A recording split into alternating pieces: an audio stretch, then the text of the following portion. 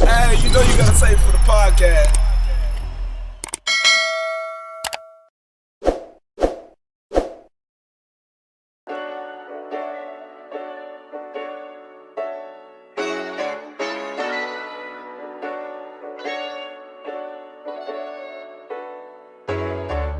Look, pour me a drink. I don't do liquor, I know what you think. This is a vibe, this is that shit that make niggas get fly and go on a date. Fly to Dubai, order a steak. I got a shorty, she told me she love me. I know that she mean it, don't know what to say. She want a nigga to go all the way. She want that feeling and she on a mission to find what she missing. She need a commitment but don't wanna wait. I need a break, she need a hubby. I wish I could love like I did in my 20s. I wish I was me back when I had no money. I wish I could give her all that she want from me, and I know it hurts. I got a diamond, don't know what it's worth, don't know what it's worth. Sleeping alone or sleeping with someone you know you gon' hurt. Laying with someone you know that you're killing, and deep down inside you know that you're willing to stay and just ride. Just hoping that one day this shit'll be fine, but what if it isn't, and what if I'm wrong? What am I missing, where do I belong? She got a vision and I never listen. I think I've been looking for something that never existed. I'm dealing with scars that never be fixed, and I know that I'm guilty of every conviction. Now how can I look in the mirror and talk to myself when I know I ain't ready to listen or ready to fix it? I just had to ride, that's a vibe. I ain't perfect but I tried. She said, that's a lie, you know you just sabotage.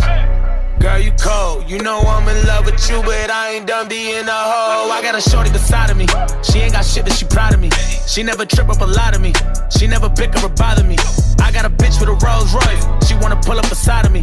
She never get in my way and don't ever complain about spending no time with me. I got a shorty that give me up, I don't need no one to trip me up. Too many hoes wanna keep me down, I got a bitch that'll pick me up. She wanna suck me and lift me up, I gotta hold it and spoil me, treat me like royalty, I gotta live it up. None of these women can get enough. I got a shorty with hella ambition, somebody who trusts her, believe in my vision, and keep to herself and don't be in my business. Don't talk to nobody, not even my niggas. I swear that her booty's a heavy addiction. I just wanna hit it in every position. I'm very consistent, I don't wanna cuddle. She very submissive with every decision, and shorty a boss. She got my back and she bought it. If I try to pay for the bill, she told me don't worry, my nigga, I got it.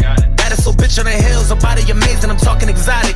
Shorty be cooking me meals and fucking me crazy. I'm talking demonic, I'm talking erotic, but I ain't in love with these bitches, I'm not gonna reach.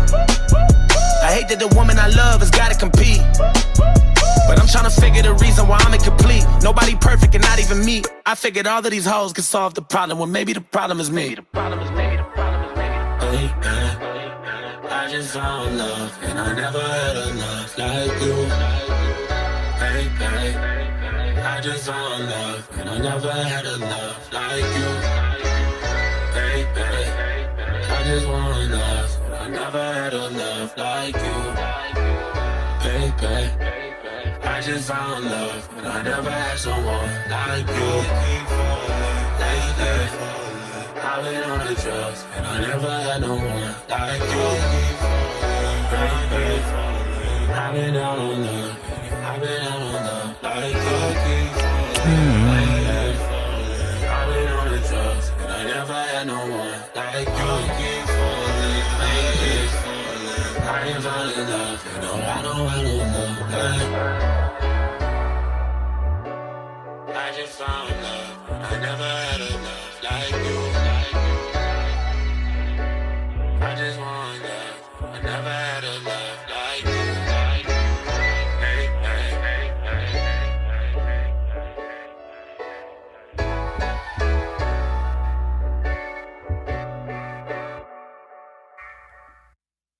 So she wrote. Welcome back to Save It for the Podcast. I am Domo, aka Rudy Rowe. The rest of the cast isn't here today. Shout out Nick Ben Dope, Justin Drizzy, Justin Lansky, and Titley. I got my homie in the building today. Go way back since high school. My homie Dixon. I almost said his real name, but he said just call him Dixon. They call me Dixon. What's happening, up, bro? We'll get back to that song because I want to tie some things into that.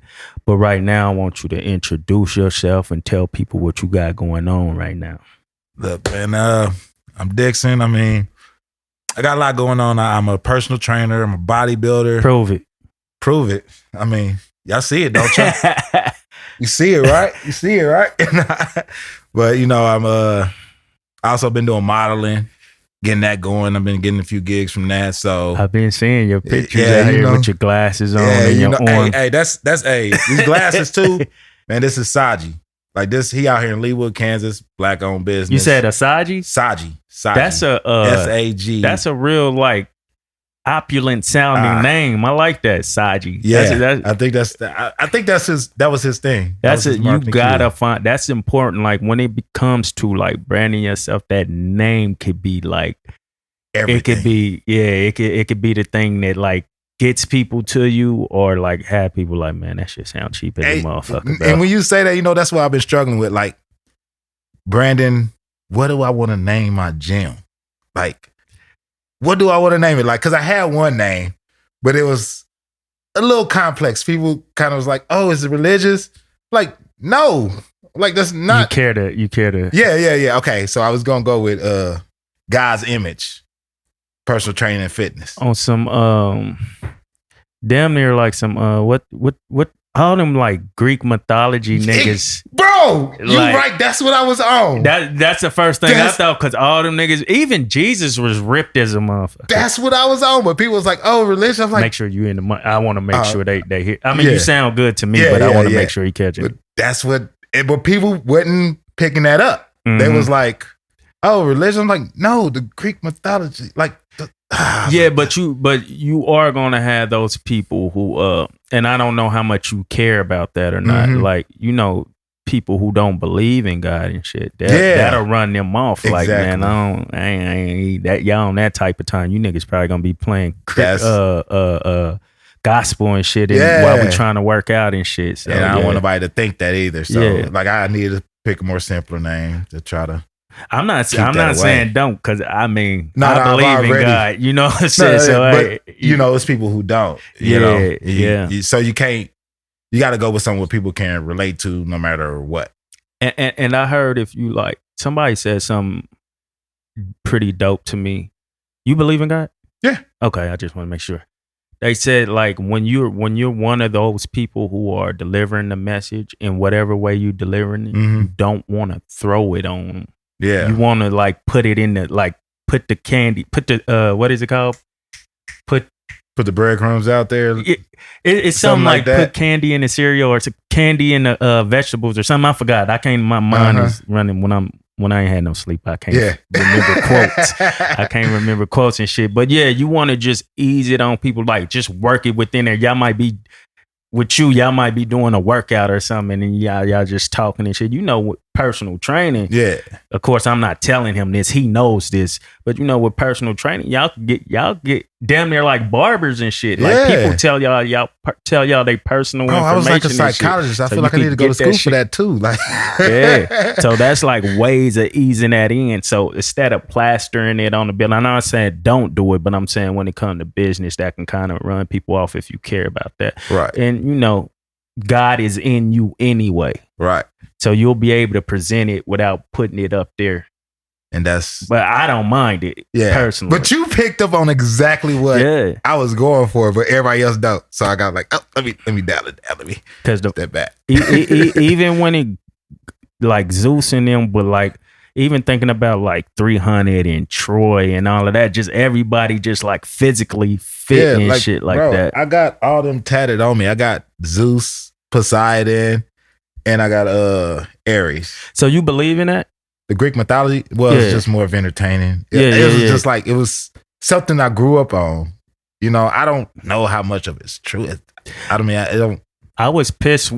I was pissed when I found out it was Santa. Well, I don't know, but I'm just saying, when people were saying it was Santa Claus or wrestling, because you know how pissed you was when you found out wrestling was fake. Hey, look, that's how I was with Greek mythology. I'm like, damn, man, I thought Zeus was real and shit. You know, I was so mad about wrestling being fake. How do you remember? Well, I wasn't just talking about you. I was just speaking on us in general. Because if you fuck with wrestling hard, especially as a black dude, a young black kid, the imagination that we had, like, you know what I'm saying? So you want to believe that shit is true, like that. Right. I mean, that was our source of entertainment. So you want to believe what you seeing is true and shit. And when I found out that shit was fake, it was like, I was fighting it for the longest. You too? I'm like, man, it ain't. Hey, real quick, remember? I don't know if you remember this when we was in high school. Do you remember on the we had 3 floors, right? Yeah. On the 3rd floor, every day it was these group of nerdy type dudes. I don't want to call them weird, but weird is cool. I'm weird too. So, but considered weird when we was back in school or whatever, they used to all gather together and start wrestling. They used to DDT each other's in the toilet stool. I remember that. Yeah.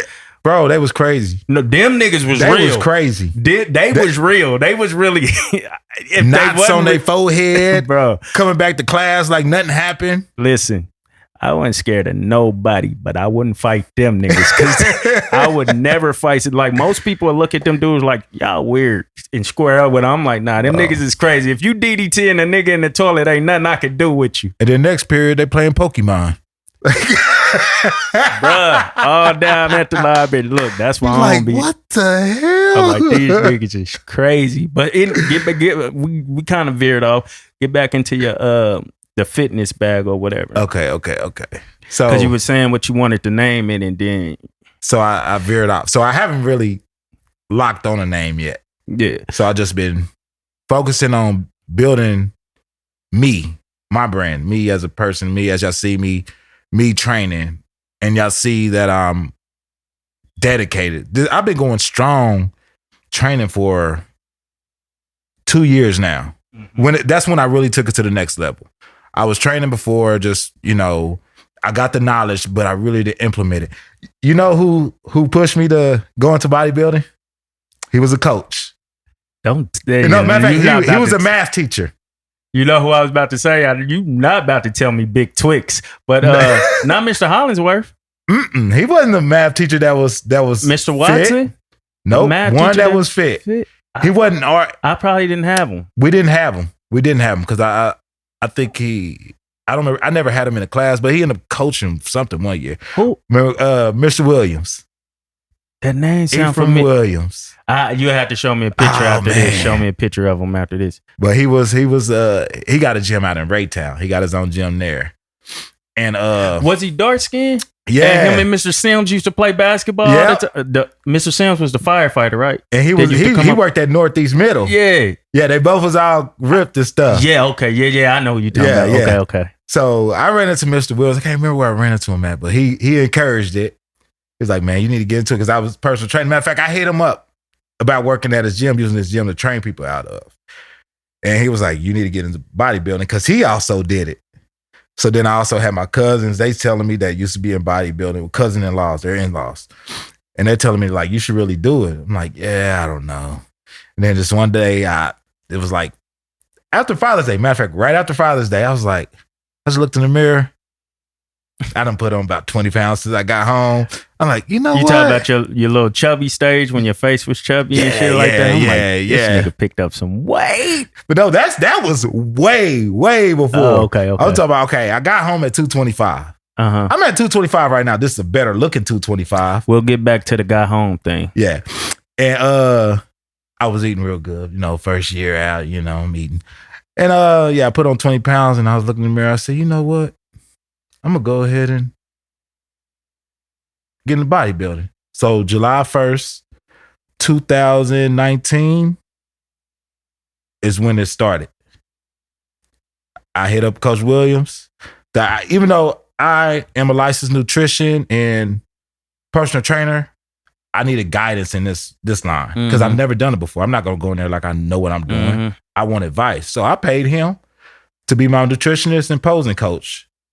And it was well worth it. Like, I don't regret it at all. Like, I got into it. We hit the ground running. He was like, it's going to be hard. As soon as I got into it, I told him I was at 245. He was like, you cutting it close. He's like, but I think you could do it. So. Did you start posting as soon as you started posting like your journey as soon as you started? Yep. That shit happened quick, bro. Yeah. Cause I remember looking at it like, God damn, this shit happened. His transformation happened. But you was already a naturally fit dude. Cause in high school, to me, you was a big nigga. Yeah. But I bet if I go look at them pictures, I'm like, this nigga wasn't that big. Yeah, wasn't big. Cause you know who else was big to me? Who? And y'all all play basketball the same, stiff and just like rough. Hey, don't do me, bro. Don't do me, bro. You, VV, and Larry, y'all all was cocky to me. Y'all always Larry Coley. Yeah, I remember. So what I wanted to ask you is, what I'm going to ask you is, Mr. Coach Williams, Mr. Williams, is he as big as he seemed back in high school? Because he seemed big in high school, but he's still that big, bro. He's still fit and everything. Like a monster. Yeah. He got to be at least 60 now, right? I want to see. If we talking about the same dude, he's like in his, I want to say he's in his late 40s. Maybe he would. He could be. Maybe he was younger than I thought 50. He was. He might be 50. Yeah, you definitely gonna have to show me the picture. Because he used to date. This is Jasmine uncle. Jasmine the Hooper. Yes. Jasmine the Hooper. Yes, this is her Gibson. uncle. Jasmine Gibson. This is her uncle. We talking about the same person. Yeah, maybe yeah. like, cause you know when you in school, people look older than what they really are.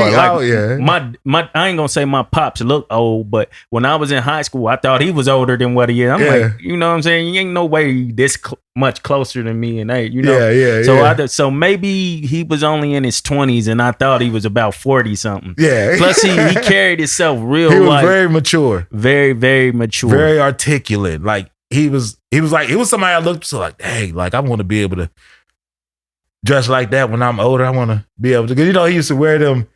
It wasn't nothing tight fitting, but it would show his definition. I'm like, dang, boy, I'm gonna be able to throw in a shirt and you just see my shoulders and arms pop out like that. And, you know, I got there though. I got there now. Man, you know, it's crazy because this is about to sound gay to a lot of people. Because when we was in school, I used to be like, this nigga smile is dope, bro. Like, because you was always smiling. And I'm the same but way, you had bro. an incredible Hulk side to you, too. Yeah. Like, but I'm saying this nigga always smiling, bro. And you was one of those people who because I know you come from the streets, too. You come from the hood, too. So you was one of them people. Was in the same hood. I always looked at, like, damn, it's cool to smile. But, you know what I'm saying? I didn't smile that much, but it's all right to smile. And you was a ladies man, too. I was back then. Nigga, you back then. I don't remember. I don't know if you remember or not, but it was hard for a chocolate brother back then. You know, I'm not chocolate. It wasn't hard, but like I remember, like you and Boozy didn't have those problems though. Like as far as women, what? I don't remember women falling for me in high school like that. Bro, I remember, nigga, you had the waves. You had, you know, I back then. You know, I was a broke nigga. You know, I was just. Yeah, I would say most of us was broke back then. What we thought was money wasn't no money. I didn't even have my own. Most of the time growing up, we didn't even have our own place. Like we'll have it for a while. Then we living with my auntie in a. It didn't show in school apartment. We wasn't about to broadcast it. That's what I'm saying. So you said you said in the high school I was a broke nigga. Yeah, this is true. I'm saying what we see. We don't know that. Yeah, so you know what I'm saying. You smile.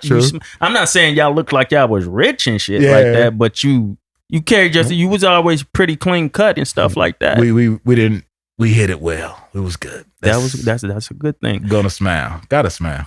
Now, I don't remember you being like therapist like you say you are. So what did the personal training part help you get into that, or did something? I think so. People open up to me a lot easier now. They find it easy to talk to me. I just listen. What you think it is? I wish I knew. I want to say it's a smile. I don't know. Because they see me always have. Then a lot of people, they see my journey. And, you know, you can go on Facebook. Some of it's on Instagram, mostly on Facebook. But you could see where I come from because I don't hide it. Mm-hmm. You know what I'm saying? I'm not going to hide my past because I've grown from it. I made the changes that was necessary. But people see that and they wonder, how am I so happy? How did I do it in such a short period of time? Mm-hmm. Like, and even with the kids, you just so joyful and shit like that. Big ass kid yourself. Right.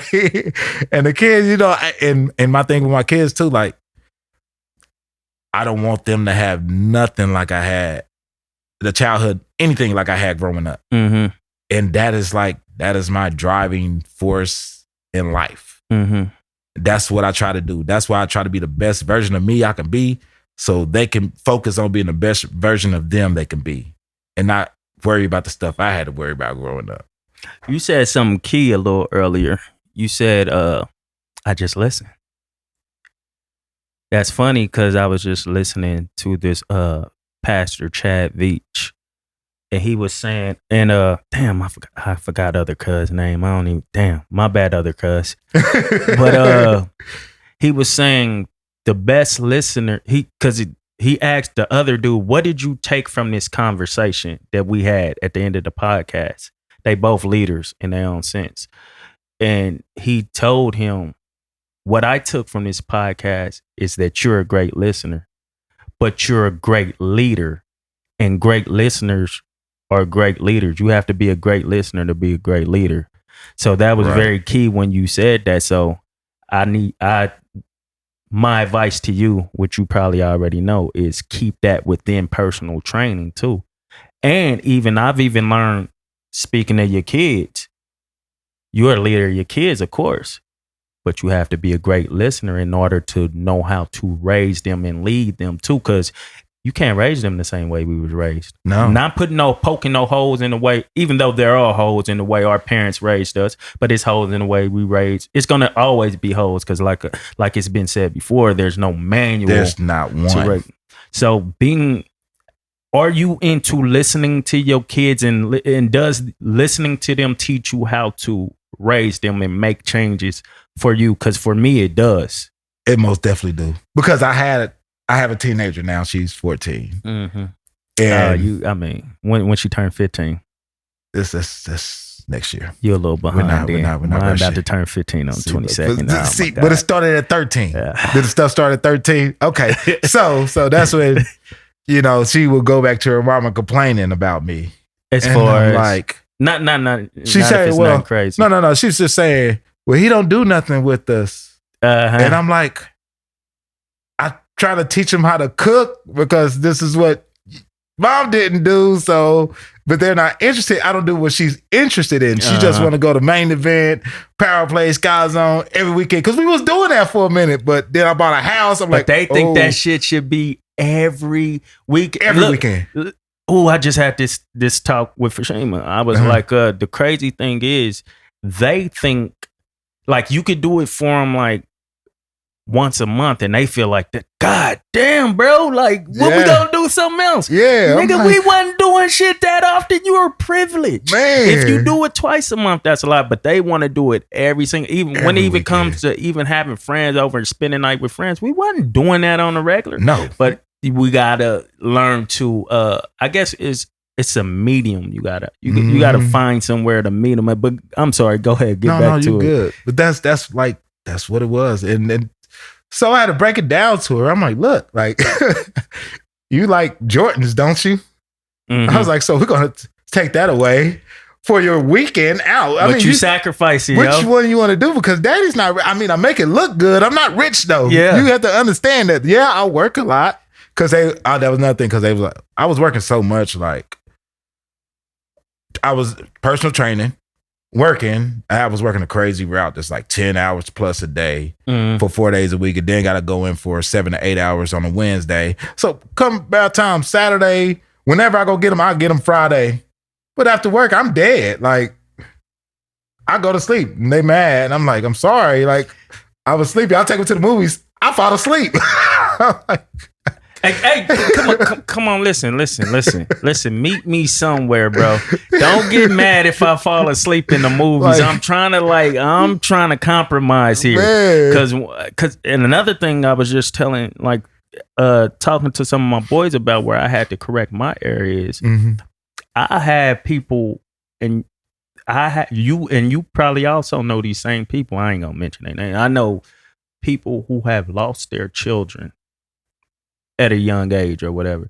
So for me to I had to that was a way of growing myself and letting myself know, like, bro, stop being so because sometimes we can get a little lazy because we'll jump up for the shit we really want to do. So sometimes when they tugging on you like, daddy, can I get on your neck or not?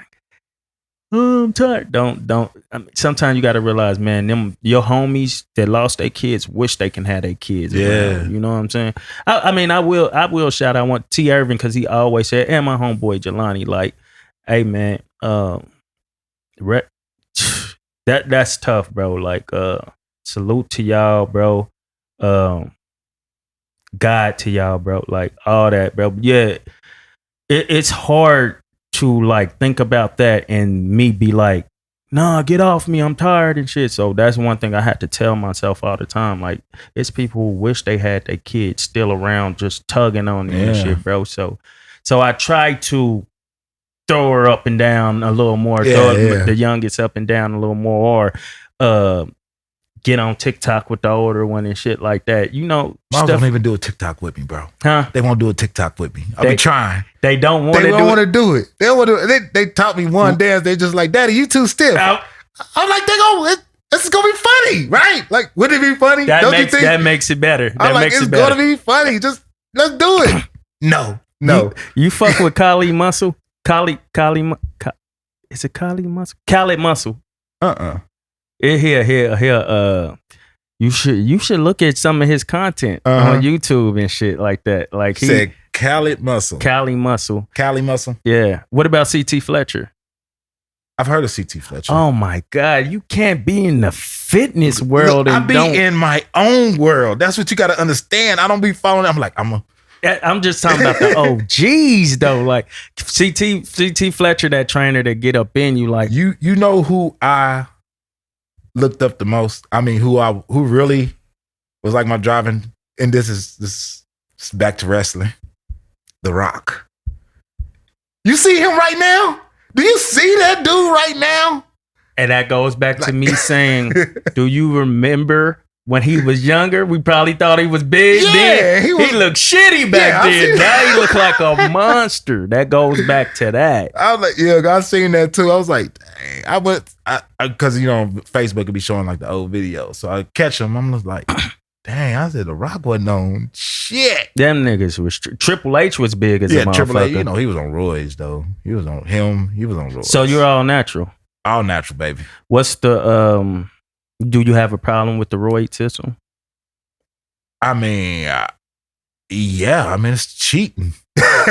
They say it's not. Well, for bodybuilding. For bodybuilding, if you going against somebody, I'm not gonna get in a competition where it's a possibility somebody else is doing steroids. I'm gonna do all natural competitions, and that's short called natty, or what is it called? Natty.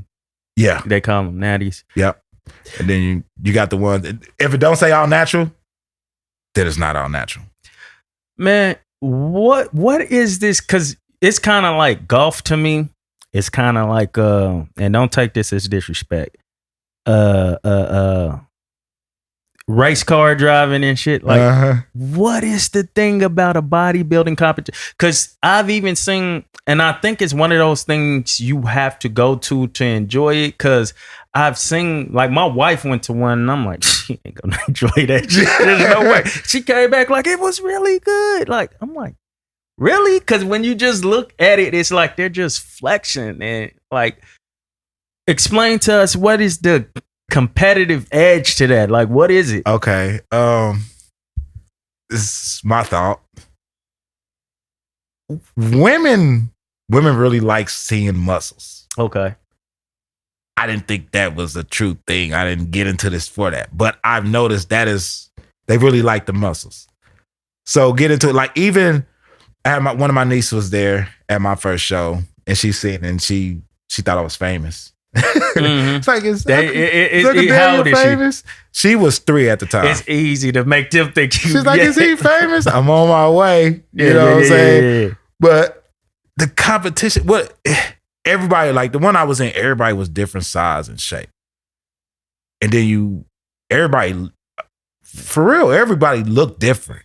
Mm-hmm. Everybody did not look the same. You do your poses to let's say pinpoint the difference. So you either posing gracefully or it's hard for you. It's gonna show if you practice it enough or if you didn't. Like when I first got on stage, I was nervous.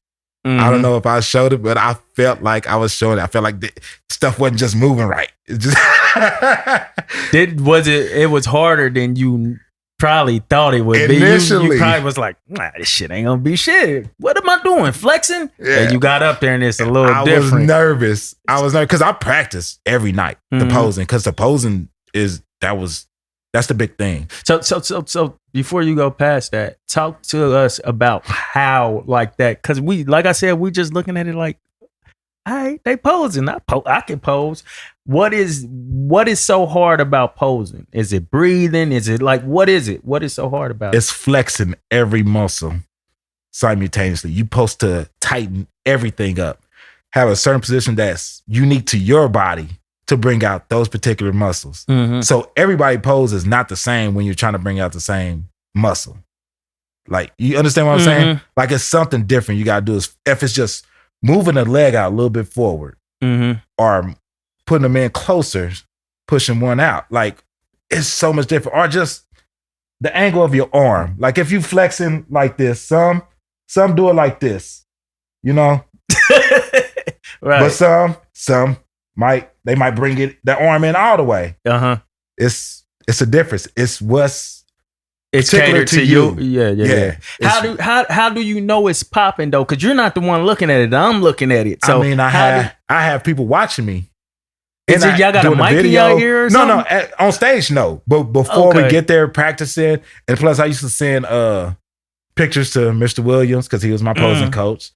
So I would have somebody take pictures of me whenever I pose. If I get anybody to help me, take pictures of my poses, and then I send them to him, and he'll tell me what he feel like I need to adjust, work on to bring something else out. And I would do it.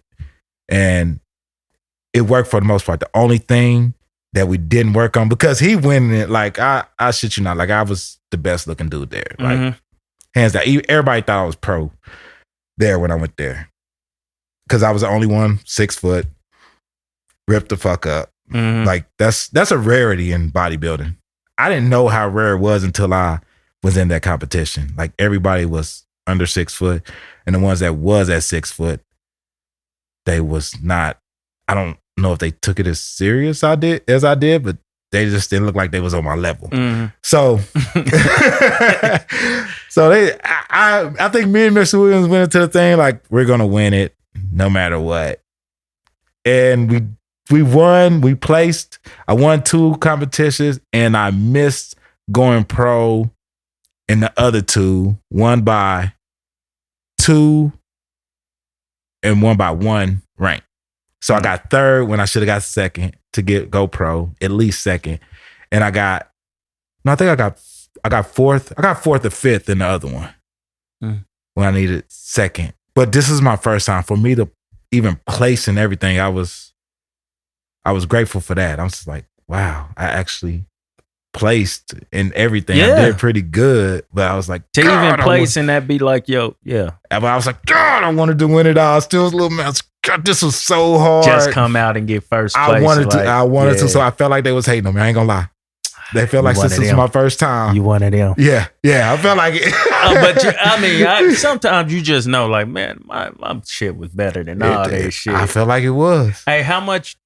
I'm sure this would be cheating or whatever. But how dope would it be if you could have like a secret earpiece in your ear or something, and he telling you, like Coach Williams, like, hey, flex that.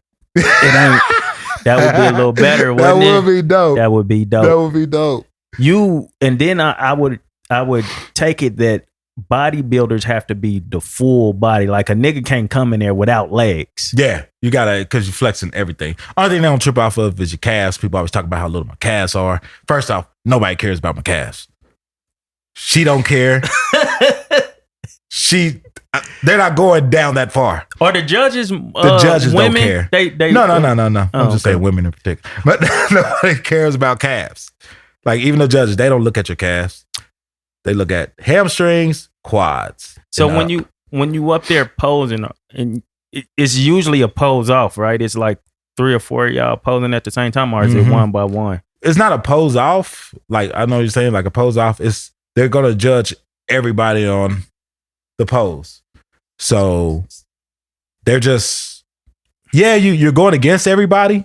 But you're okay. I get what you're saying. It's not like, so is there a way, or you like looking at that person like, oh shit, he doing a little more than me? Like, Absolutely are you not. seeing it? Okay. Is it hard to look at them while you doing your shit? I would guess so if he was trying to look, because you should be focused on your own pose. Right, it's right. gonna be hard, because if you gotta turn and look, that means you're already out of your pose. Mhm. If you turn to look somewhere else. I wonder, like, what is like a deciding factor for like the super close match? Is it like that little Striation. bit more of a vein right there or something like that? It's the striation in your muscles. Yeah, I don't know what that is. Okay, all right. Dang, well, if I had a different shirt on, because naturally my chest It's striated. It's very striated, like very. I'm not even cut to. I'm not even cut ready for competition, but you can see the striations in my chest, which is like every strand of muscle, Mhm. every fiber. You know what I'm saying? Like the cotton in your clothes. You know how you can see Mhm. it woven through in bigger stuff? Mhm. They want to be able to see all the fabrics of your muscle. So if it's real close, if another one, you can see the fabric of his Mhm. muscle better, he's going to win. Okay. That's how I got third and not first or second in one other race. And how many have you done so far? I just did that one. I haven't done another one. Because COVID and all that. Yep, COVID and everything. And this is just, it's a tough thing to do. I haven't found, it took me a while because I just bought a house and stuff. So I was working on that. So to be able to focus on bodybuilding, it's going to take a lot. And I would need support, family support to help get through it. Because it was like, when I was doing the carb depletion, the last 2 weeks, like it was times I got off work, I couldn't even drive. I was just that tired. What is like, as far as the carbs, what is like subtracting like all carbs? Like that means No, because veggies are carbs, right? Yeah, Veggies yeah. got I carbs. didn't never cut all the carbs. No, okay. So a carb depletion. So I eat a lot of carbs. Okay. I eat about 60 grams of carbs per meal. That's 5 meals a day. That's 300 carbs. All Ate right. a lot of Yes. I know my shit. So Yeah. I eat a lot of carbs. Carbs are not the enemy. People think the enemy. They're not. They're essential. So, but 2 weeks prior to doing the show, you want to do a carb depletion to starve your muscles. So they can start popping a little more. Or something? So, like 2 days before the show, you start bumping your carbs up and your muscle absorbs all of it immediately so you could pop out more because it's been starving. So now it's like, all right, let's get it. We got carbs. Blow up. See all the muscle. See all the striation. You got to remove salt from your diet too. Yes, right? yes. 'Cause that matters, Yeah, right? you got to remove it. Like I was only doing, I think it was 200 milligrams of salt per meal. No more than that. What is salt? Sodium. So it's anything sodium. I'm saying, what does it show though? Like, what does it not show? Like, if you're eating, if you got too much salt, what is not going to pop on the striation, because Okay. your body's going to hold more water. you? Okay. That's the problem with the salt. It makes you hold more water. Mm. And for most people, at that time for me, it wasn't a hard transition. I don't know why. Like I wasn't cramping or nothing because it thought since you're not holding in as much water, you're probably gonna cramp. I didn't. It was actually surprising because even Mr. Williams was surprised. He's like, "You're not cramping or nothing." I'm like, "No, I actually feel really good. Like I'm cool." And I was good, but now I be having problems. I don't know why. So you're into the whole science of like, so you of course you got the bodybuilding down, and that's different from like training people to Mhm. like get to whatever body they want, right? Right. So you got that whole science down with the nutrition and all of that too. Correct. Within how long? That was well, I took my own class on it. It only took me about 2 months. And you've been home how long? I've been home. It'll be 3 years, September 24th. The man's moving. So getting into you being home, right? Right. What took you away from home? Oh, look, man, let me tell you something. It's complicated. First, okay, I was in the streets tough. Yes, sir. I was selling weed. Mhm. That was my thing. Mm-hmm. The streets gonna come calling. Cops don't catch you. It's the streets gonna come. Mm. Somebody tried to rob me one day. I was at home. They shot at my cousin. My cousin made it out the house. He ran and called the police. Well, to the neighbor house, called the police. Police came. They found the gun. I'm already a felon for weed. Just possession. About to say, why was you a felon? I was already a felon. I had already been caught. I was on probation at the time. I already been caught These 3 niggas with times. these nice smiles, man. I already been caught 3 times for weed and got felonies because it was a large amount. Mm-hmm. Never really done time. Mm-hmm.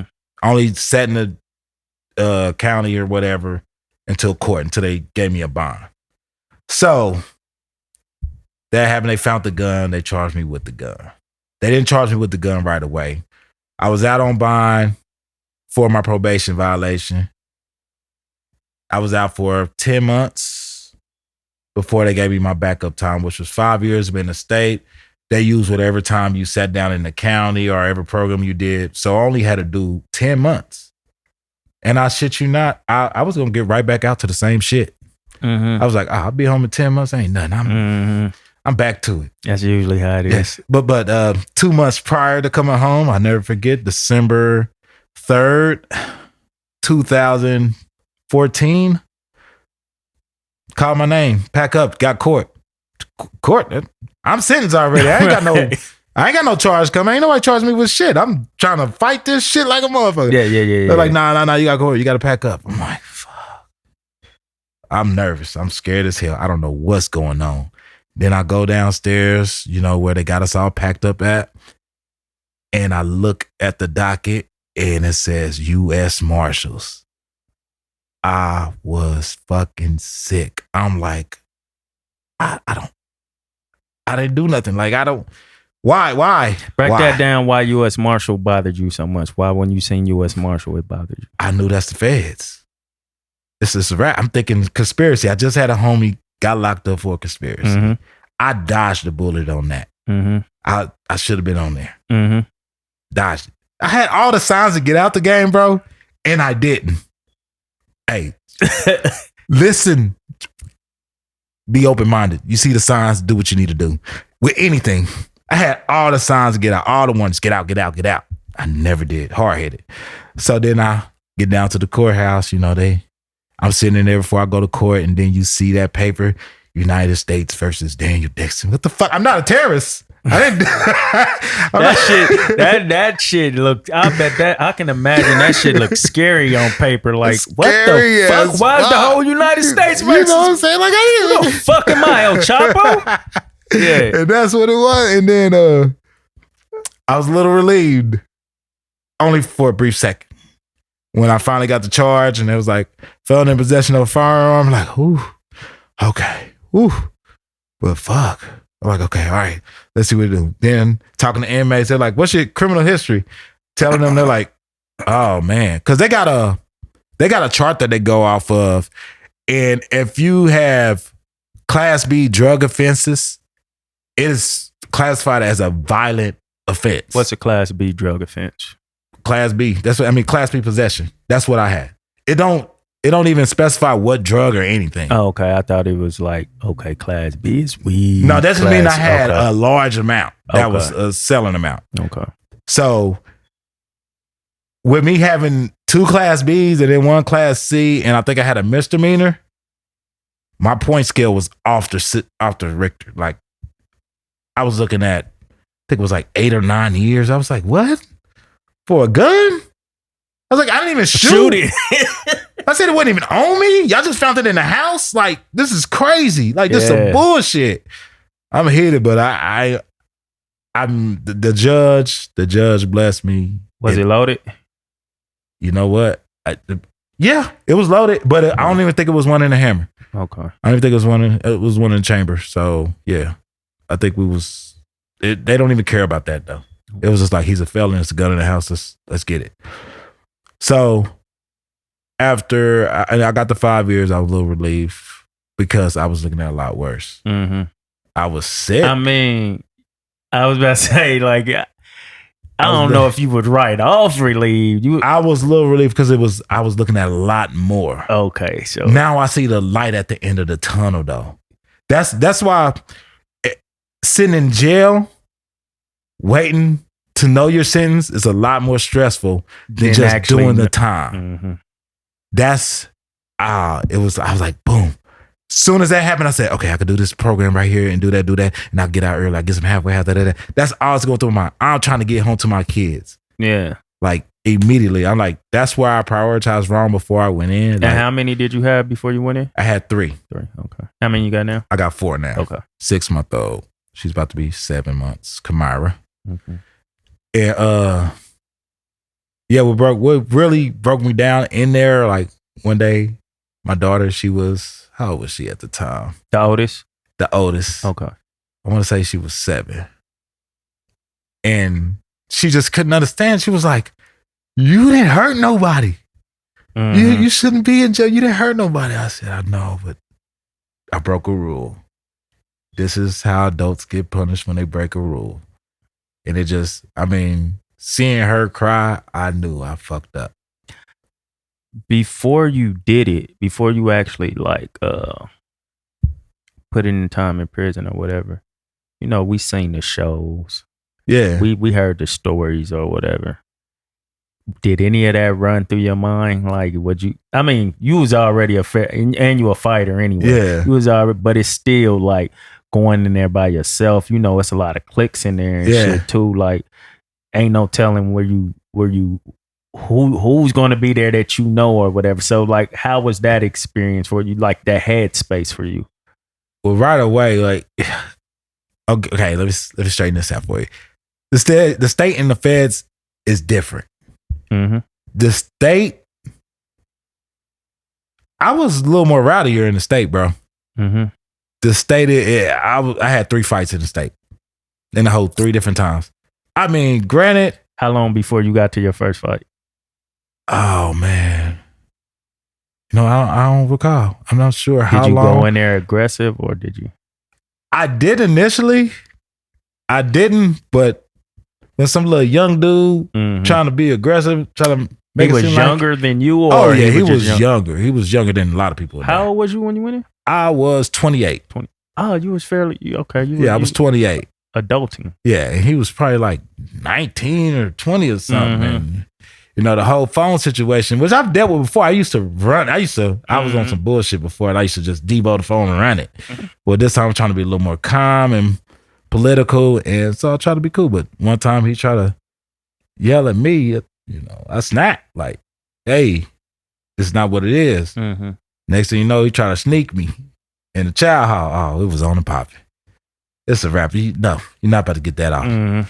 Then another time it was racism is real, especially in the joint. It's real. Some white boy want to earn this patch. I'm just minding my business. This state, right? Yeah, this is a state, okay. And they just send them after me. I'm like, what the fuck? Beat the shit out of him. I'm like, okay, this shit got to be over sometime. No. The little dude again. No, matter of fact, I didn't even end up fighting him. I was about to, but the homies was like, and he came apologizing and shit. And I was just like, dude, this little dude need to calm down. Like, he need to stay in his lane. He ain't learned the first time. Right. So we need to set him straight. But they, a couple of the homies, they was just like, man, we all need to stick together, man. You know what I'm saying? You don't need to be fighting your own. Because I didn't really care about clicking up. It was just not my thing. I said, man, I'm doing me. I'm not going to answer to nobody. So even when I got to the feds is way more political. This is what I was about to ask you about the politics of it on each level too. Way more political. State is it's freelancing, but it's a lot more racism in the state open to me. Okay, you said it's more racism in the state, but the politics in the feds is a higher level. It's higher. It's with the law and the inmates. You're right. Okay. Correct. So in the feds, the first thing, nobody want to be affiliated with a snitch. So paperwork's getting checked. Any yard you touch, they want to see. Especially, you could be looked up easily. So even if you don't show your paperwork, somebody know your story on the outside that they know. Mm-hmm. So I always got looked up. It was crazy. So we checking people's paperwork. I was always I was in 2 different spots. I'm in Greenville the first time. Where's that at? That's in Illinois. Greenville, Illinois. So I'm in, Sheesh. you have a Kansas City car. You have a St. Louis car, East St. Louis. It's a lot of people from down there. Then you have a few from Ohio, whatnot. It was a lot of people sprinkled in, but Is it more dorm like, or is it just this one was a sale. Okay. These were sales, but you're out in the open for most of the time. see a lot of Netflix shit? So Yeah. So this one was a sale. Sale. Everybody got their own sales, double bunk, or some even think it was triple bunks there, but not many.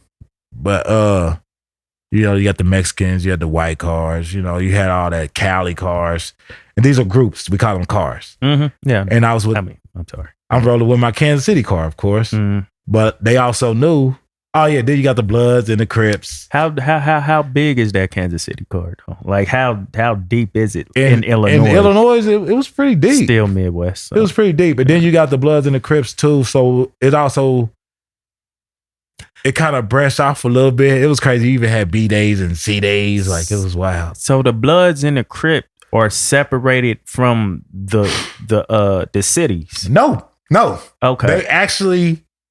They click up in the feds. Okay. But they celebrate their days separately. When you have a Blood day, you have a C day. They did that stuff separately. So, but the Blood if it's a Cali car, the Blood and the Crip is together. Yeah. Okay, if they choose to be. They choose to be. That's dope. But if they didn't, they just wanted to roll with it. Because I think, if I'm not mistaken, they did have a Blood car, the Crip car for those, people who's out from other places who didn't fit in. Because there wasn't too many people from Cali there at that spot. So I was only there for about a year. I was there for a year. Then I went to Safford, Arizona. Now we got some Cali folks. Hey man, people in Cali so proper. Hey, how's it going? How you doing? They're proper as fuck. But Cali, Arizona, shitload of fucking Mexicans. Shitload of Mexicans down there, bro. Yeah. And I forgot about Muslims in all the joints too. Yeah. They was there too. And me, I was cool with everybody. I did not have a problem with anybody because of where they was from or anything. They knew I was just trying to get home. How do you establish that though? Like, hey, I'm just in here to do my time. Because I mean, if we look at TV, it's just not that easy. It's just that it ain't as easy as going in. Hey man, I don't want to be dealing with none of that. I just want to do my time. They make it seem like you have to find a clique and go with their politics too. I didn't go with no politics. That was my thing. Yeah. Like I found them because when you get to the joint, you don't have everything you need. Especially when my shit was in transit. So they give you this, and in Arizona, it wasn't a Kansas City car. It was a Midwest car. So because it wasn't that many of us. Yeah. So you got to find a way to make that motherfucker Chicago, right. Kansas, Missouri, anything in the Midwest, we was all together. Because you got all the Mexicans, Serranos, Pisces, it's all them. They got their cliques and stuff. I imagine that helped you with learning their cultures a little more. Oh too. Yeah. I learned a little bit of Spanish, but it didn't stick. I learned a lot of the bad stuff. But like I could understand when people are talking. Mm-hmm. I could understand it a lot better. But even there, it was there was a little more laid back. What about prison? A lot of people don't know. Nope. It's mostly drug addicts. I wouldn't even expected that.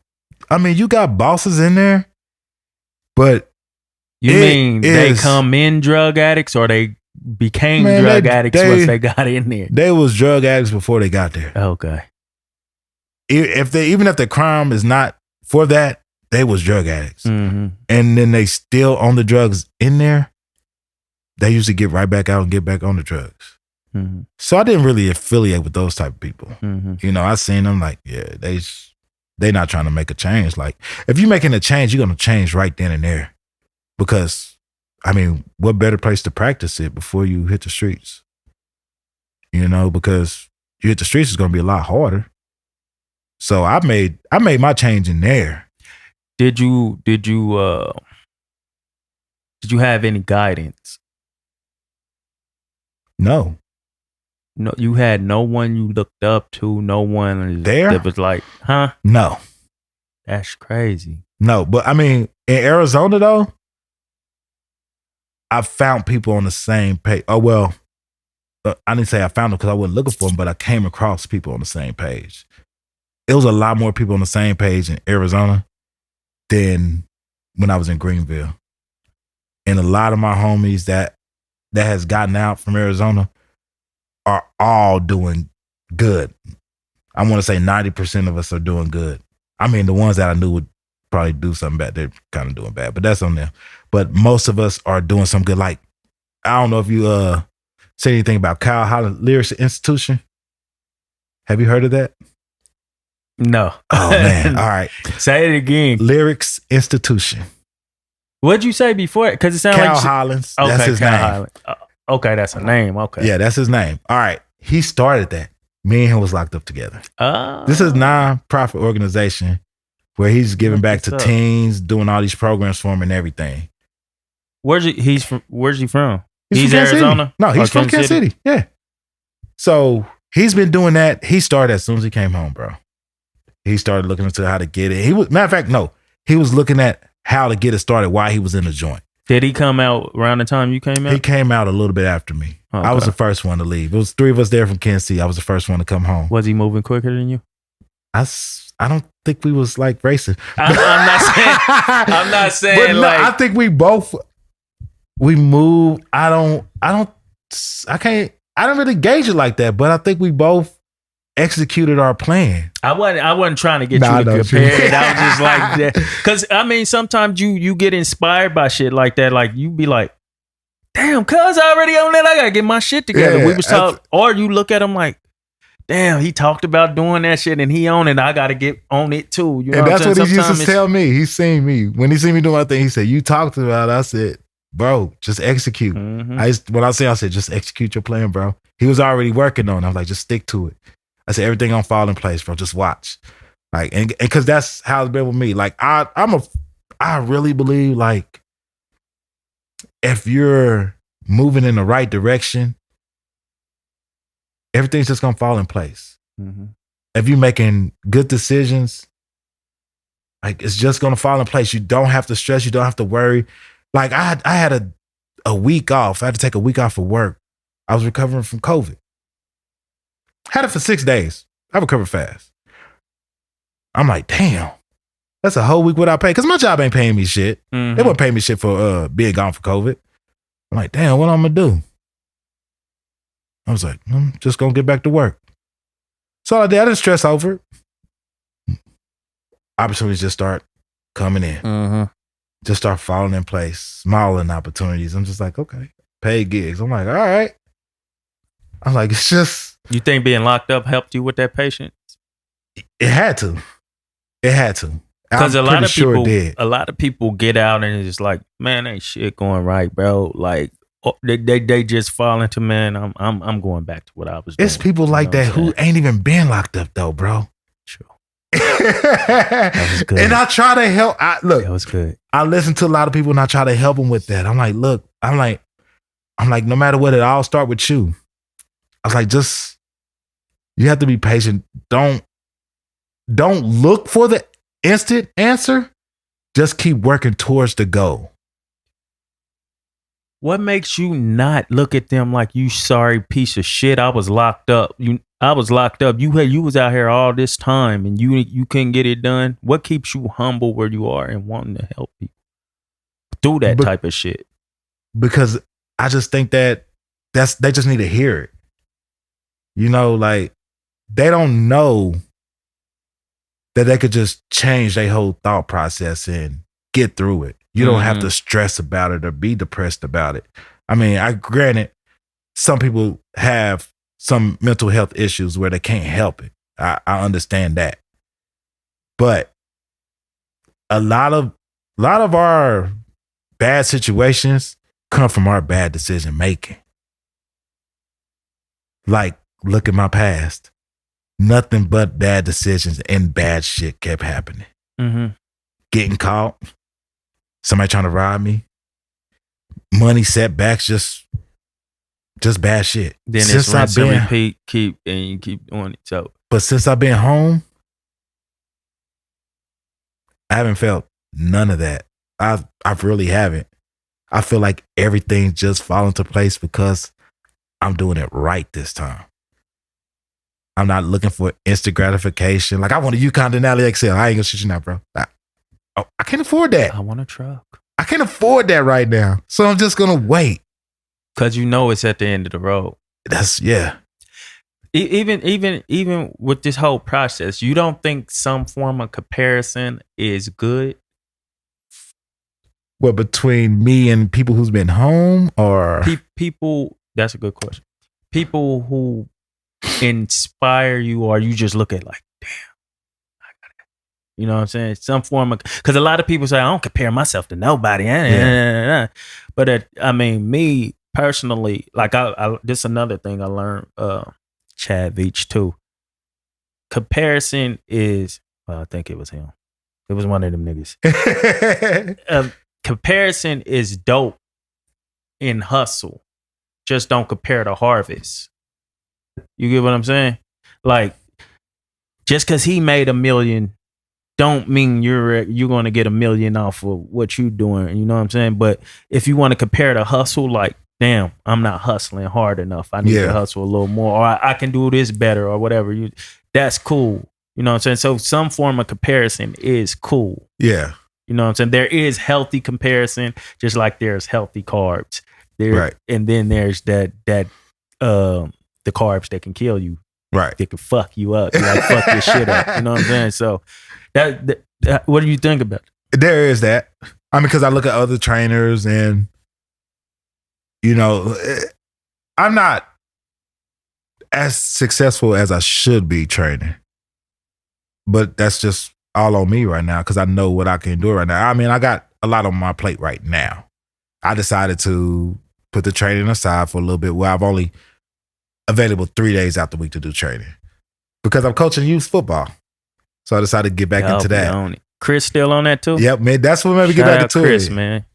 Brother, he been through a lot too. I seen it on Facebook. He was getting back into it. I thought it was his own organization again. I was like, hey, I'm ready. Because I told him, I was like, I'm going to get back into it once I get a little more comfortable in life, get a little more traction. So, because you know, my first year I won the championship. Just got to throw that out there. I'm kind of good. 8-under, won the championship. Yeah. All right. That's dope. I seen he was getting into him like, what's up? I want to do it. He was like, well, I'm coaching for somebody. I was like, all right, what's up? He was like, need defensive coordinator. I said, duh, you know that's what I do. It's like, well, hit him up. Got that going, and like it's exciting, bro, seeing these kids. Like they didn't know nothing and they're really soaking up what you teach them. Mm-hmm. Seeing that daily progress, that's what's getting me. I love it. So that's why I ain't focused on my personal training though as much as I should. Because I think if I did focus on that as much, I probably wouldn't be working for a company right now. You know, I'd probably just be doing that. And that's probably a little bit of fear, you know, of not having that guaranteed check coming in. Mm-hmm. That's probably holding me back too. But I need that fear for real to push me. Man, you see so many stories of people, and I've seen this a lot around me too. People just quitting, and then they being successful. But I'll be like, because I mean, I my biggest worry is my kids and my wife. Right. So I'm like, yo, I believe in myself, but I don't know if I believe enough to just quit my job. With nothing. But a lot of them be successful and they be like, and I be clapping them on. I just be like, damn, I wish I had that kind of courage, bro. You know what I'm saying? I know if I quit my job, my wife, she's not going to come down on me or nothing, but she's going to be like, I hope you know what you're doing, nigga. Yeah. I hope you know what you're doing. I believe in you. But hey, it's a different thing to believe in somebody, but and they don't carry it out. They still got to carry it out though. Belief only gonna get you so far. Belief can like your mind. I'm okay, my baby believe in me, but is that gonna keep pushing you through? Nah, the fact that I know that I gotta put some fucking bread on this table or whatever. Ain't no fucking question. Yeah, bro. Like I do not. For the people who was able to just quit like that, my thing is I gotta like, it's gotta be like already solidified. Yeah, I have this established. I'm outie. Right. I'm outie. That's what I'm on. Hey, somebody. Now I'll come back to that later because I want to tie this into that song you was talking, you had played anyway. But this is the last thing I'm gonna talk about as far as the prison system, street shit. I'm gonna kind of tie it into your kids. You know what I'm saying? I ain't even have to use this today. That's credit to you though. Right. All right. Okay, you coach kids right now. Let's just say they get to, it's typical time for us to get into streets, 11, 12. That's about typical. Let's just say streets ain't really like that no more, but it kind of is. But let's just put it there. You got a 12-year-old, right? Mm-hmm. He's in the streets. He done made a mistake and got caught up or whatever. And he tells, he snitches or whatever. But you have love for this kid, right? He's telling you the story of why he told. You familiar with Tekashi? Yeah. All right. He's telling you to did it. I'm gonna just put this in the form of somebody you love. You know what I'm saying? Damn near like a son. These same people then kidnapped him. These same people then talked about murdering him. I don't even know if I want to say as young as 12, but it's just a young nigga. You know what I'm saying? Yeah, I was not that young. Yeah, that's super young. That's super young. Let's just say 18. Yeah, 18. We're going to go with 18. Yeah, we're going with 18. They kidnapped him, stole money from him, fucked on his baby mama.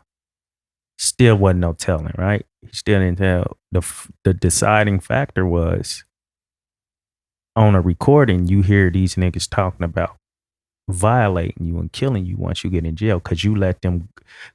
Damn, I'm giving this nigga story, but some way these same people was talking about violating him, killing him or fucking him up real bad. What advice would you give him? How would you treat him? As a matter of fact, would you not what advice? How would you treat him? Because you found out he told, but you're like a father, brother figure like to him though. And you know everything that went on. Well, first off, he wouldn't be into none of that stuff if he had me in his life though. Yeah, but I want to clear that up. That's where it would start though, because clearly, Tekashi didn't have a good model in his life. Like, why do you got these people around you if they're not your true friends? I don't understand that. So fuck what I was talking about. We're gonna take it off of your dude because you're not gonna let me get it. No, we're not gonna put that on. Since you know since you know who Tekashi's situation, I wasn't sure if you knew what Tekashi's situation is, right? So this is quote on. Let's just go with this. What he's saying is true. Let's just say what he's saying is true. Okay, they kidnap him, right? Mm-hmm. No telling. He knew exactly who it was. No telling. And this is not me saying what he's saying is true, but let's just say it's true. They kidnap him. The one he called his best friend or closest friend is fucking on his baby mama. We can't be mad about that. The baby mama let him do it. Let's just go through it. I'm still fucking with you though. Yeah, you know what I'm saying? Y'all start stealing money from me and shit, and I'm like funding everything. I'm taking care of y'all. I'm like super loyal to y'all. So I just cut y'all off. You know what I'm saying? Ain't no telling or nothing. Like the indictment and all that shit wasn't even up yet. Ain't no telling or nothing. But there now when it comes down to when the indictment's out and everybody pick up and shit, it comes down. We hear this. He had heard the recording of certain people talking about certain big players within their system talking about violating them and killing them and shit just because they let them go. He had let them go or whatever, or he was acting a little different and shit like that or whatever. And he got word that they was trying to, end them anyway. So whether he didn't snitch or not, whether he snitched or not. Once he got into prison, It was over with. it was over with. So how do you look at what he did? Oh, wait. Let's also keep in mind, this is proven on that wiretap when a nigga say he's not a gangster. He was never a gangster. He was never gang. He was just a money play, basically. So y'all knew before y'all let him in, he wasn't a real gang. But he was loyal for the most part while he was in there. Until y'all was doing all this extra shit that led him to tell. I mean, it was a whole clusterfucker situation. Yeah, and it's important. It's good to ask you because of what you're doing with the kids right now. And he's still fairly young, and you a person who comes from that. So, and there are certain codes you got to stick to. But you know what I'm saying? I want to know how you think now, though. Like, do the street codes still dictate the way you think, or this is what I've learned. Stay out the way. You ain't never got worried about that. Yeah. Since I've been home, I'm not in the streets. Not involved with anybody who's in the streets. So I'm not ever in any situation where any of that would apply to me. You know what I'm saying? So it's not I don't really have to worry about a street code because I'm not in the streets. I'm not in anything illegal. Exactly. Anything illegal. So no street code apply to me anymore because I don't have to worry about that. You're a civilian. Shit. I'm a straight civilian. I'm a law-abiding citizen. So let's just say, just because we both know the codes of the street. Yeah. But just sitting back, because I know how to think for myself. So what I'm saying, just sitting back watching it, because like you, like still in your head, you like, some niggas, even if you civilian now, you're gonna be like, this rad ass nigga. And then it's some people like myself. I've never been to a point where I was gonna face time or whatever. Yeah. But I've always said I would never tell. But you don't know that unless you're in that situation. But I can't say I necessarily agree with telling. I'll say I agreed with his situation. Because at the end of the day, once I think about it now that I'm grown, you got to go. No. Once I think about it now that I'm grown, it's like if he would have took that time anyway, because do something sound different? No, are you just fine?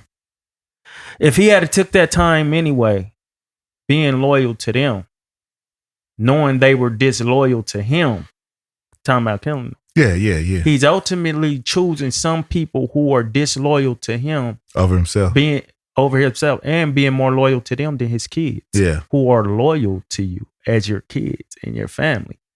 You're picking a street code, which the streets is a myth.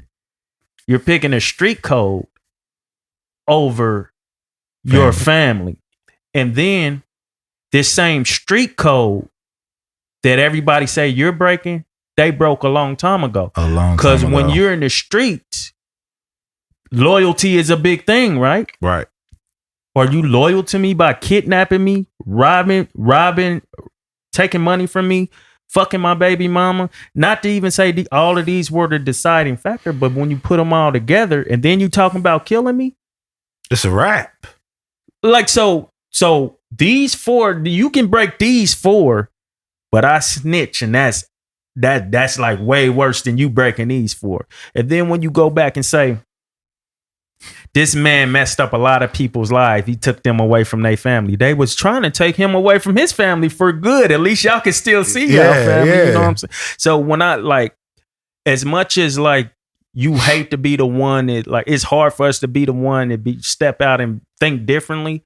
Because when you raise a certain way, sometimes you just got to do that. And I'm like, man, I don't give a fuck what nobody think. I am not mad at that kid for choosing himself over them. Now, if it was me and you and we went to rob something together, we've always been loyal to each other. You never snaked me or nothing. And then I go tell on you like to save myself.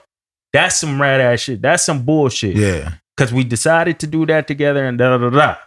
Nigga, I never said it was okay for you niggas to kidnap me and all that shit and all that. You know what I'm saying? So as a person who has done the time and just as a spectator now, because you're not into that shit no more, it's just like, how do you really look at it, like breaking it down, and how do you think now as far as like the street code and all that?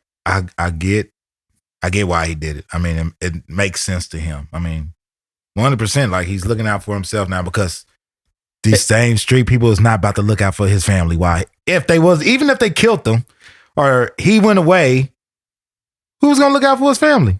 Y'all can give them money all y'all want to, but y'all still can't get them. Y'all not gonna be their father. But they wasn't even nothing like family, like how they present, like, you know, how they present some street shit, like on Power, you know what I'm saying? How Tommy is like a brother. I don't even know how real that type of shit is, to be honest with you. Like, I had a homie, me and him was like this in the streets. Now I don't talk to him no more because he did some snake shit. It wasn't nothing. It wasn't even nothing directed at me, but it was like a bad mark on my character on what he did. To stick around him. Yeah. So I was like, yeah, bro, I can't be affiliated with nobody like you. Like, I'm just gonna fall back. So Tekashi did what he did. No right or wrong. Like, no, that was a fucked up situation. And even thinking about the family thing, what you said. Yeah. You got to understand, this is a kid, basically. Yeah. And y'all older dude. It's easy for us to manipulate a kid. Especially when we like big gangsters in the street and shit like that. I'm not talking about I'm not a gangster.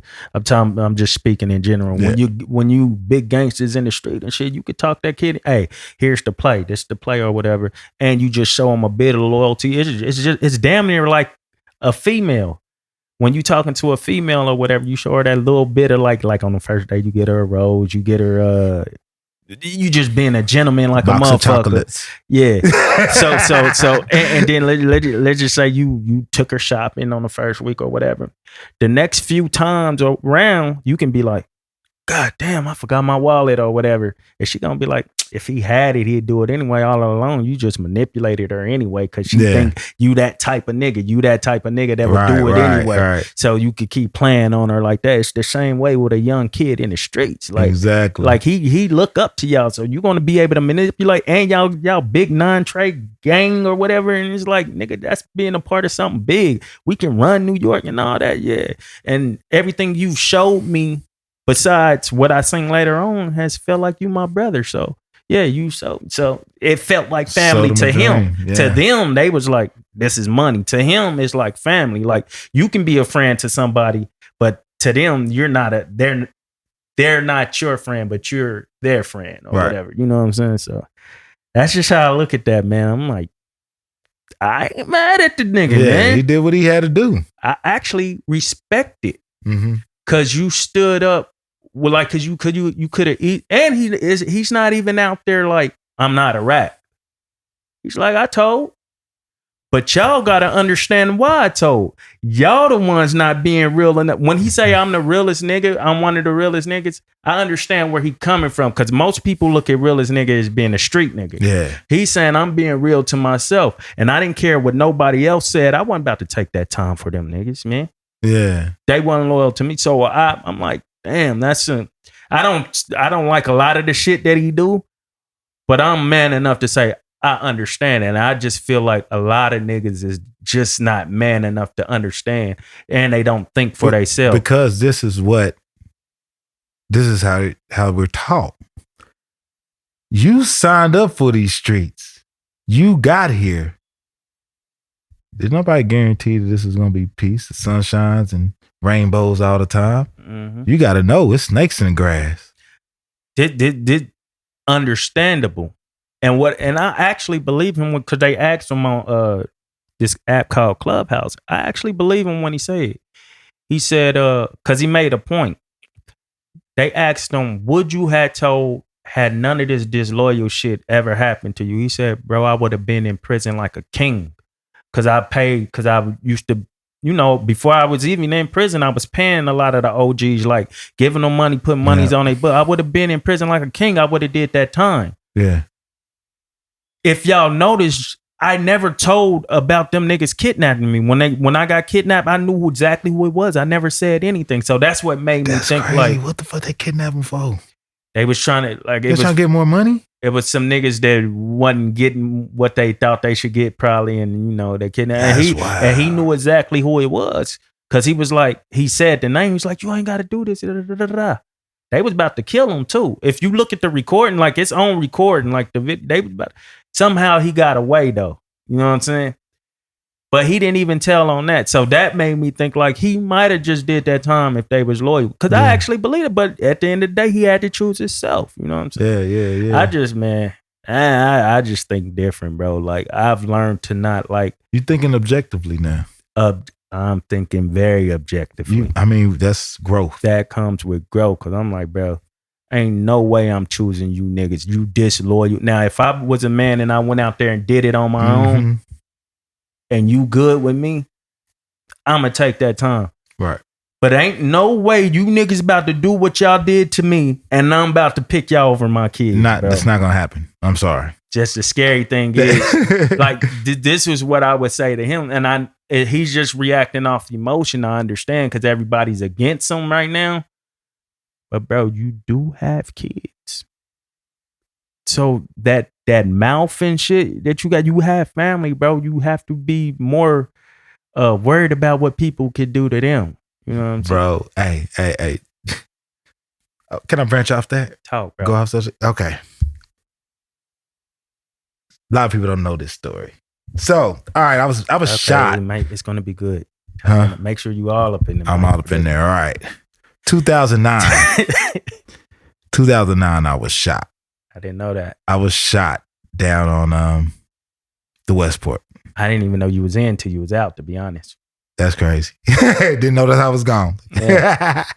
So I got shot. I never knew the dude that shot me. Mm-hmm. I knew who he was related to. I knew why I was shot at. And where'd you get shot? I got shot in my leg, broke my femur, my left femur. Uh-huh. And on my way to Safford, Arizona, being transported in prison, I ran into a guy and he started telling me a story about a guy in Kansas City that's in Safford, Arizona. He was like, yeah, I think he's been locked up since like 2009. Mm-hmm. Even though he playing with them choppers. And I do remember the dude's name. So dude was saying, like, yeah, I think his name Ricky. I was like, Ricky what? He said his last name. I was like, this is crazy. I was like, this is a test.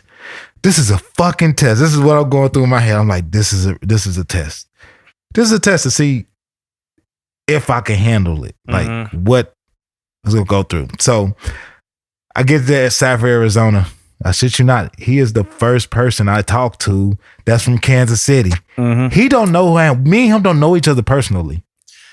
So even when he shot me, my beef wasn't even with him.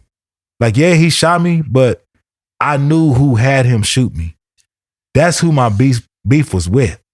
That's a strong way of thinking for a nigga who got shot. Like most niggas, I don't give a fuck who sent you. You shot me, nigga, Yeah. and I'm gonna take you and him out. Yeah, I wasn't even worried about him. I was like, that's this interesting. nigga's not- That's dope. I said, he's not a factor. He's just a fucking puppet. Yeah. That was my thinking in my mind. And you know, I'm talking to him with like that night. I'll never forget the first night there.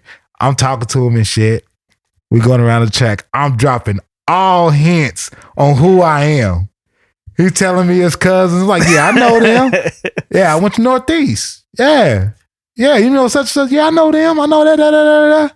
That's you saying I know them, or you saying I'm saying I know them. Okay. Because he was asking. I'm like, yeah. So yeah. this cat went to Northeast? No, he didn't go to Northeast. Oh, His okay. cousins did. Okay. He was telling me his cousin, like, yeah, I know him. I'm like, yeah, I went to Northeast too.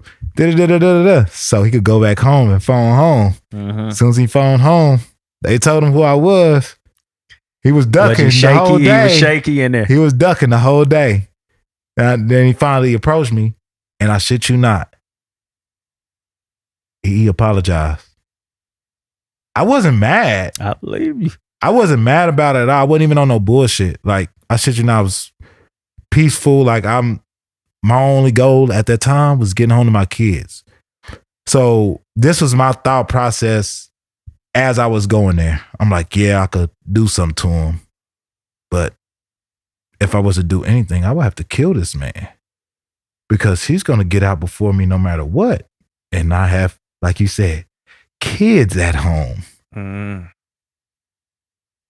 That'll be stupid of me just to beat this man ass. He going to get out anyways and cause whatever harm he want to cause if he want to. Yeah.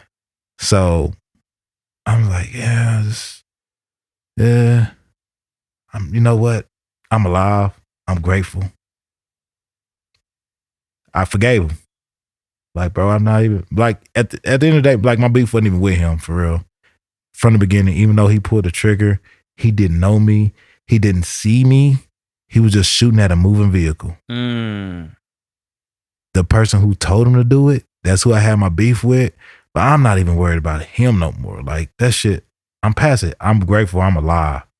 Like, that was like some of the warnings back then, the life I was living. Get out of it. And I didn't. But I'm here. I'm still able to speak about it today. Thank God for that. And that was a huge, huge test of my growth. To come face to face with the man who shot me that I have never seen before. I need to cut this part. I need to see what time that is so I can. That's a nice little promo clip like that.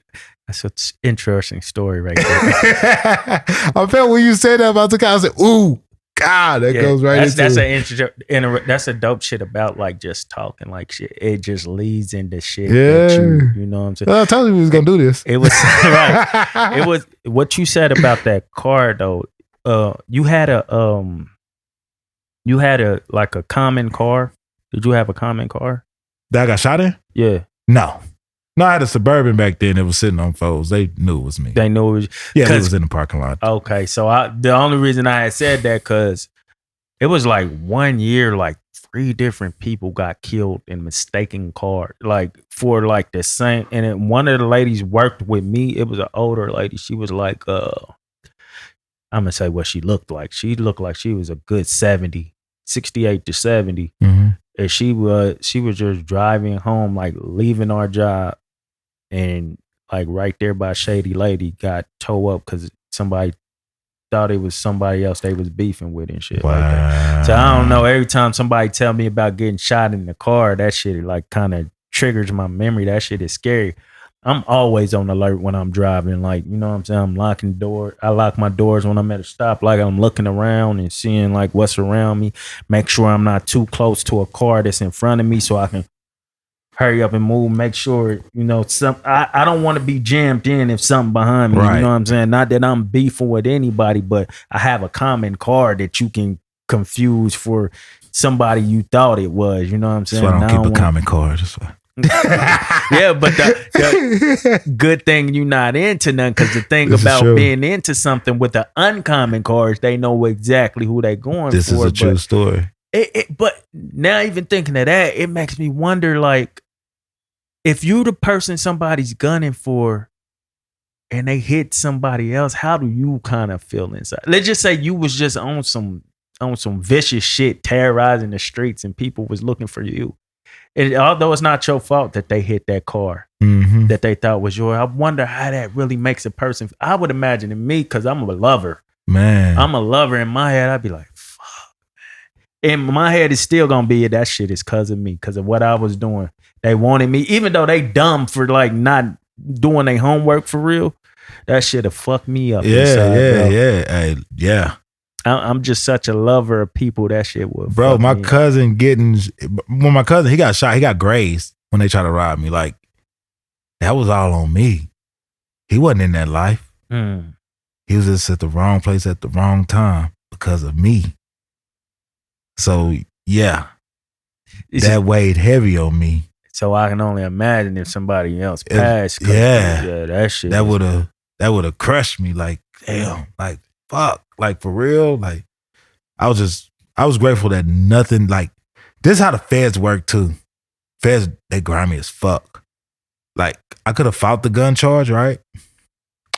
They told me if I fight it, They're bringing in, my sister was staying there at the time. They're bringing in my cousin. And they're going to bring us all in on a conspiracy if I don't plead guilty. Yeah. I said, you know It what? wasn't a hard decision for you. Then. Not at all. I'm not about to let somebody else go down for Like, some I'm not, shit I they did, wasn't even in it. You know what I'm saying? Yeah. I'm like, you know what? Yeah, it's on me. Like, it's good. Man. So, okay, this is cool because it's going to lead into, we can talk about that song, but it's still on like prison a little bit. During your time though, because nigga, you keep making me think. I've always said, if I went, because I've had my dibbles and dabbles to where I could get, you know, I've always said if I went down for anything, no matter who I'm with, I wouldn't want them to have to wait on me. I wouldn't want them to have to be involved in that shit. Period. Like, I've never wanted a ride or die chick. It was cool to say.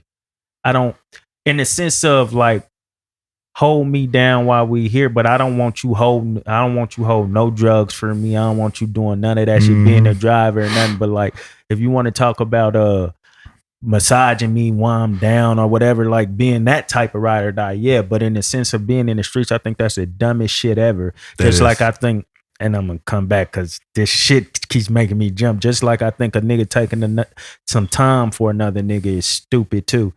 Now that I think about it, now that I'm older, because it's like, if you so tough, why am I taking your time for you? You know what I'm saying? That's that's some punk shit. You a bitch for even wanting another nigga to leave his family because you did some shit. You know what I'm saying? It's selfish. It's like when I was younger, it was like, yeah, that's some real stand-up shit to do. That's some real stand-up. I'd do that for somebody, you know what I'm saying? If I knew they would. Nah, it's like, I got fucking kids, bro. I ain't doing no dumb shit like that. Bruh. Do your time.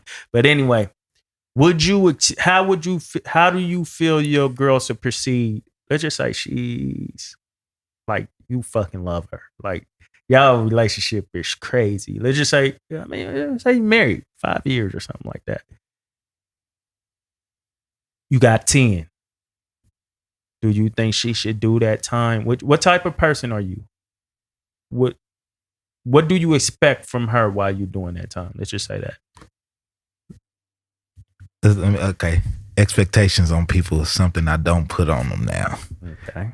This is something I had to grow from. This wasn't something I knew before, but I don't have any relationship where I'm expecting a certain outcome. So speaking on that though, okay. So when I got caught up, there was a chick. Okay.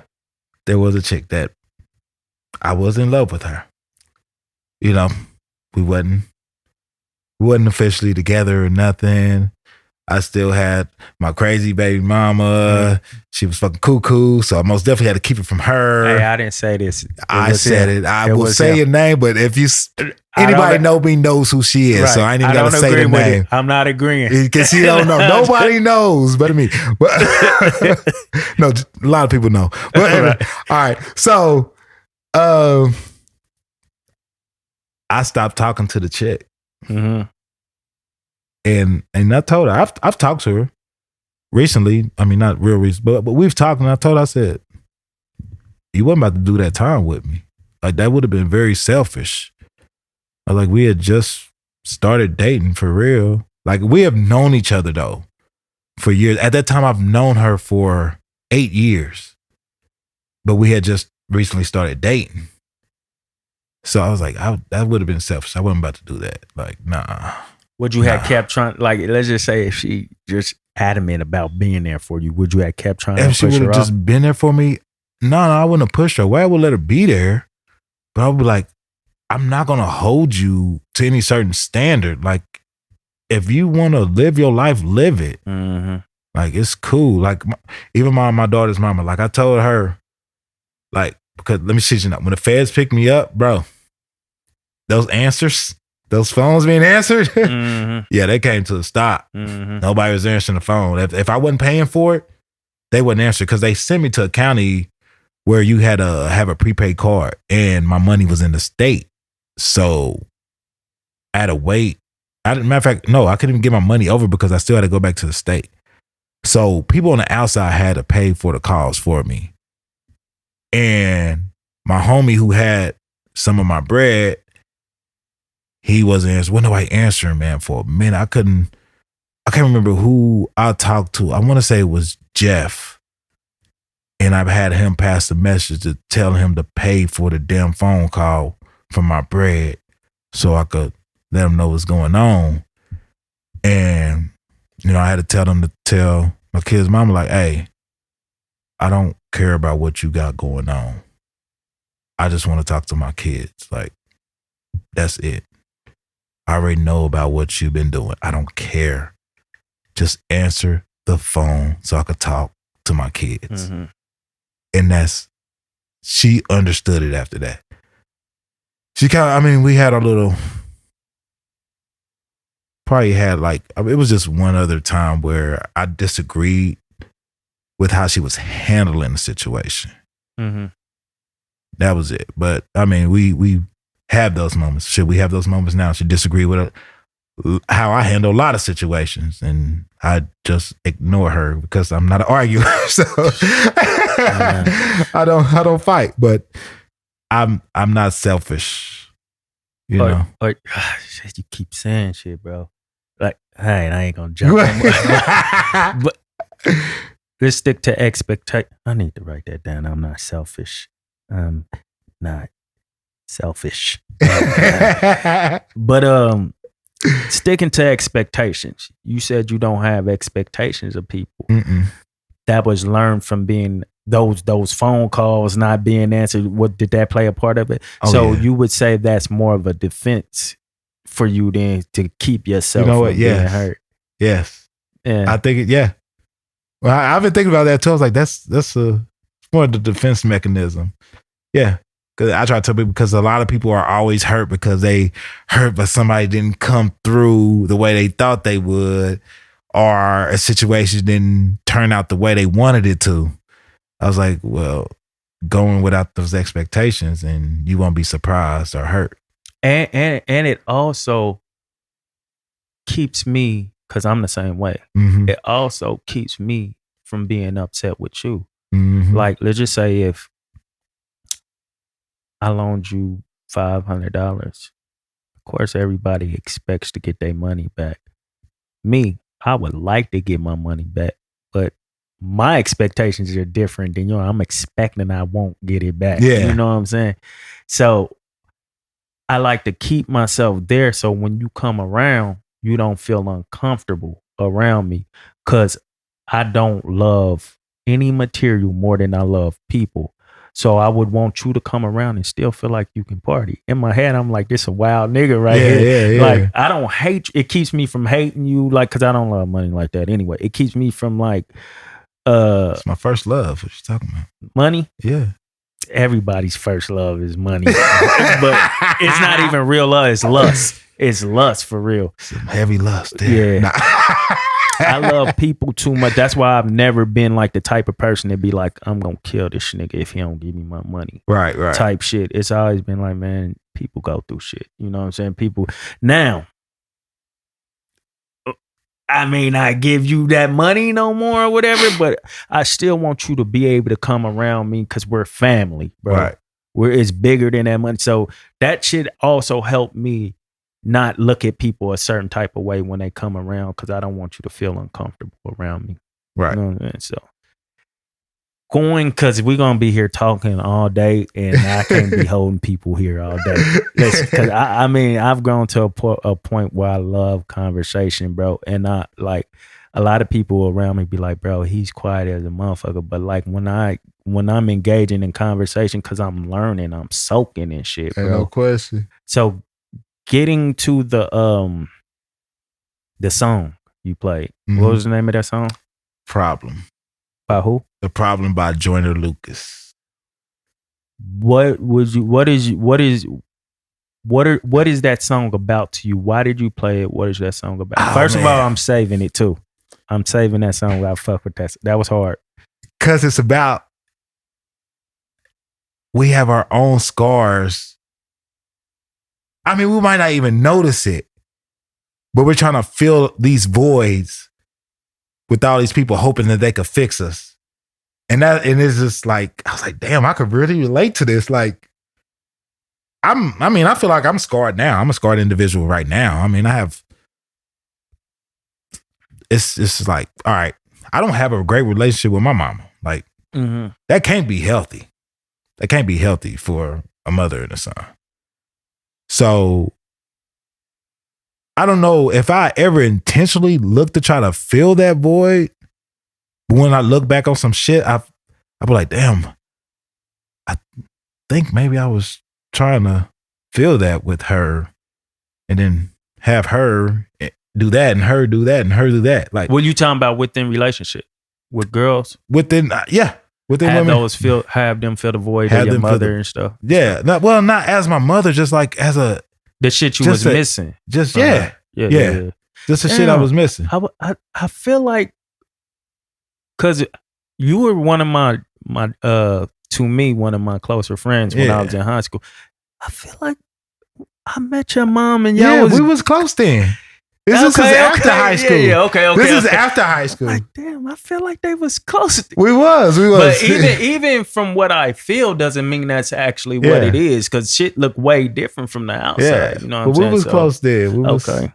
We was good then. It was after high school when shit went left. But yeah, like I feel like, oh man, the song just hit home. I was like, damn. I was like, that was it. Like, was it a lot of you? Oh yeah, most definitely a lot of me. I'm saying not the song. I'm saying the reason why y'all relationship. Oh no, it was absolutely not me. Oh, okay, 100% not me. Like no. My mother just made bad decisions. Okay, and she won't own up to them. Okay, and I refuse to. I don't want nothing negative in my life. Anything that's gonna be a burden, or I don't want my kids to see it. Like I'm good. I'm good. Well, a lot of the times when we had these type of situations or whatever, not digging deep on what your situation is with your mother, but we have a problem with how somebody is maybe treating us in life or whatever, or how our relationship is. A lot of the times we look at them and be like, this is what you're not doing right. They're not doing this. They're not doing this. This is fucked up. But rarely do we look at our part that we played in it. Are you able to acknowledge whatever? Do you ever like sit back and try to, because I'm like me myself, I try to understand all situations. So before I'm all the way here, like she's not acknowledging this and she could do this better, I still have to look at myself and be like, all right, what got us here? What as far as me, what got us here? And if I'm clear of that, then I'm like, okay, that's on you. I'm done with this if you don't want to get that shit together within yourself. But sometimes I found that when I look back, like in hindsight, it's like, damn. Like, and this is just with dealing with a lot of people and like talking to different people, I found like, damn, like a lot of that shit could have been better had I looked at shit that was going on. I did this. I did that. I could have been better within that. And I'm not saying that is what it is with you and your situation with your mother, but are you that type of person who can look at you like, because we're quick to blame. We're like, that's you. You need to fix that. But what about us? Yeah. I mean, I've looked at it. I mean, that's what that song does. Like, that's why it's called Problem. Like, maybe the problem is me. It wasn't like that. When I'm connecting that smile. It wasn't. But I can honestly say, like, with my mama, like, it did. I wasn't the problem. Mm-hmm. But I know in like how I was living my life with some women, I was the problem. And I didn't realize it. Oh, so you saying in your relationship with women, you was the problem in those, not with your mother. Yeah. But it was bleeding from that and dropping onto them. Correct. Dropping onto your relationship with them. Correct. Okay. Correct. Okay. Right on the money. All right. So how do you correct that? I don't know. You know, one thing I think. Go ahead. I was just looking for that because I really don't like the answer. I don't know. Yeah. You know, one thing I think is, I mean, sometimes you don't know. It's okay not to know. You know, one thing I think helps me, because I don't like, as I become a man, it used to be hard to say like sorry for shit. Mm-hmm. But as I become a man, like you never know like how much little things may like alter the way like somebody goes about their day or the way they go about their life. So like where I found I've made mistakes, and I'm still cleaning up some of that shit too. With certain people, I still got some I gotta clean up. When I start to realize that shit, I've been talking to these certain people, and I'd rather it be face to face so you can understand exactly where I'm coming from and know that I mean that shit. Look, this in that situation, now that I look at it, I realize my fucked up way in that situation, and I really apologize. I sincerely apologize. And I hope this helps you. Because when you do that, a lot of people is like, damn, I didn't know how much I needed that shit. You know what I'm saying? Like, because the way you acted towards them got them in another relationship acting a certain way towards this person they're with now. Mm-hmm. Now that they didn't got over, now that you didn't hit them with that, it's they got that closure, and they're able to move on better with that person they with. And they're probably apologizing to them, like, because your leadership in that thing that you just did helped them be better at what they're doing over there. Now they're doing that. Did that make sense to you? Yeah. So that, I think that would be a good start as far as like, and that may be the answer. Mm-hmm. So I think that would be a good start. Like, you know, go back to some of those areas with some of those people. It could be a phone call. It don't have to be face to face. Just let them know, hey man, I ain't on that type of time. I just want to, I just want to give you this. You don't have to say nothing. I want to give you this. And that's that apology for that, whatever that area is. And it helps you and it helps them. You know, you've done your part, which is recognize that area where you fucked up at. You human, right. You gonna fuck up, right? Ain't no question. You human. Only a little bit. It's fighting immortality. You didn't know that? I'm fighting it. I'm doing pretty damn well. What y'all think?